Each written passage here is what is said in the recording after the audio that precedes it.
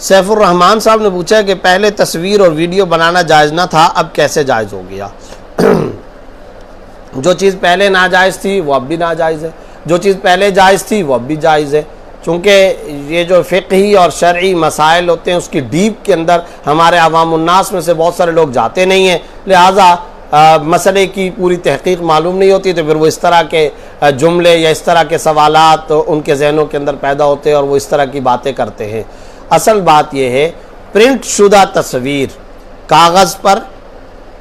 Paper پہ، اخبار میں، یا پرنٹ شدہ تصویر اگر کسی بھی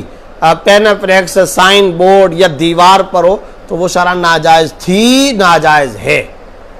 اس کے ناجائز ہونے پر کوئی شک نہیں ہے، اور اکثر میجورٹی جو علماء کی ہے اور اہل فتویٰ کی وہ اس کو ناجائز کہتے ہیں۔ اب معاملہ یہ ہے کہ یہ جو ڈیجیٹل کیمرہ ہے، ڈیجیٹل کیمرہ، اس ڈیجیٹل کیمرے کے اندر جو کہ آج کل موبائل فونوں میں بھی ڈیجیٹل کیمرہ استعمال ہوتا ہے، media, T V, computer, C D, D V D اور موبائل فون کے اندر جو کچھ تصاویر ہوتی ہے یہ ڈیجیٹل کیمرے کی تصویر ہے۔ ڈیجیٹل کیمرے کی جو تصویر ہے یہ شرعاً حرام تصویر کے زمرے میں آتی ہے یا نہیں ہے، اس سلسلے میں علماء کے مختلف نظریات اور مختلف آراء ہیں، ڈیفرنس آف اوپینین ہے۔ ہم جس رائے کو مناسب سمجھتے ہیں وہ یہ ہے کہ ڈیجیٹل کیمرے کی جو تصویر ہے وہ شرعاً حرام تصویر کے زمرے میں نہیں آتا۔ کیوں؟ اس لیے کہ تصویر کی ڈیفینیشن اور تصویر کی جو تعریف ہے وہ اس کے اوپر اپلائی نہیں ہوتی۔ تصویر کس کو کہتے ہیں؟ جس کا سایہ ہو، چھوا جا سکے، پکڑا جا سکے، کہیں نقش ہو، ثبت ہو، اور جس کا اپنا وجود ہو، جس کا حجم ہو، اس کو کہیں گے تصویر۔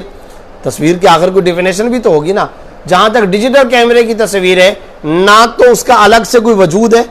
نہ ہی اس کا کوئی سایہ ہے، نہ ہی اس تصویر کو کہیں نقش اور ثبت دیکھا جا سکتا ہے۔ چنانچہ اگر موبائل کے اندر تصویر ہے، کوئی آدمی اس کو پتھر لے کر توڑتا رہے تو کہیں پر بھی وہ تصویر نظر نہیں آئے گی،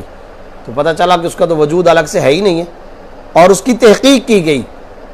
باقاعدہ 3 دن تک اجلاس جاری رہا، اور اس میں تمام ماہرین جو سافٹ ویئر کے، ہارڈ ویئرز کے جو ماہرین تھے، آئی ٹی کے جو ماہرین تھے، پھر اہل فتویٰ دنیا بھر کے کئی سارے علماء وہ اس کے اندر جمع ہوئے، اور جو چیز سمجھ میں آئی ہے وہ یہ ہے کہ یہ 0101 کوڈ کی شکل کے اندر، 0101 کوڈ کی شکل کے اندر یہ تصویری نقوش جا کر کے محفوظ ہوتے ہیں۔ پھر وہ بھی تصویر کے طور پر نظر نہیں آتے، بلکہ یہ بالکل اس طرح سے جیسے سامنے اسکرین پر 0101 کوڈ لگے ہوئے، پھر باہر رکھ کر کے خاص قسم کی لائٹ ان کے اوپر، شعاعیں ان پر چھوڑی جاتی ہیں، جس سے ہمیں تصویر نظر آتی ہے،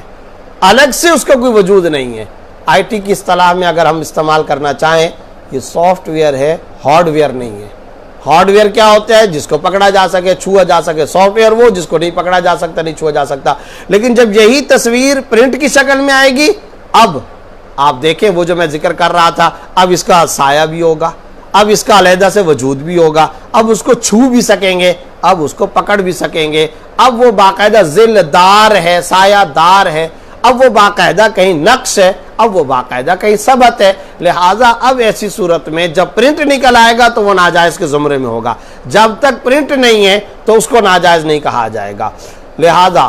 ڈیجیٹل کیمرے کی تصویر جب تک ڈیجیٹل کیمرے کی شکل کے اندر ہے اس کو ناجائز نہیں کہا جائے گا، یہ ہماری رائے ہے، اور ہم اس رائے کے مطابق عمل کرنے کے ظاہر ہے کہ پابند ہیں۔ لہٰذا ہم ایسی صورت میں اس تصویر کو تصویر محرم یا ناجائز نہیں کہتے۔ اس پر مکمل تفصیل کے ساتھ میں نے کلام کیا ہے، اور میرا ایک کلپ جو میرے فیس بک پیج پر بھی موجود ہے، درس قرآن پر بھی موجود ہے، اس پیج پر پورے کا پورا ایک کلپ موجود ہے تفصیل کے ساتھ، آپ اس کو ملاحظہ اور سماعت فرما سکتے ہیں۔ کتابی شکل میں استاد محترم مولانا مفتی محمد تقی عثمانی صاحب دامت برکاتہم کے فتاویٰ، جو فتاویٰ عثمانی کے نام سے منظر عام پر آ چکے ہیں 4 جلدوں میں، اس کی 4تھی جلد میں میں نے حاشیہ کے اندر وہ پوری کی پوری تحقیق شامل کی ہے، اور اس پوری تحقیق کو شائع کیا ہے۔ آپ وہ 10-12 صفحات پر مشتمل وہ تحقیق ہے، اگر آپ شوق رکھتے ہوں، تحقیق کا ذوق ہو تو آپ اسے ملاحظہ فرما لیجئے، اس میں ساری کی ساری تفصیل موجود ہے۔ خلاصہ اس کا وہ ہے جو میں نے آپ کے سامنے ذکر کر دیا۔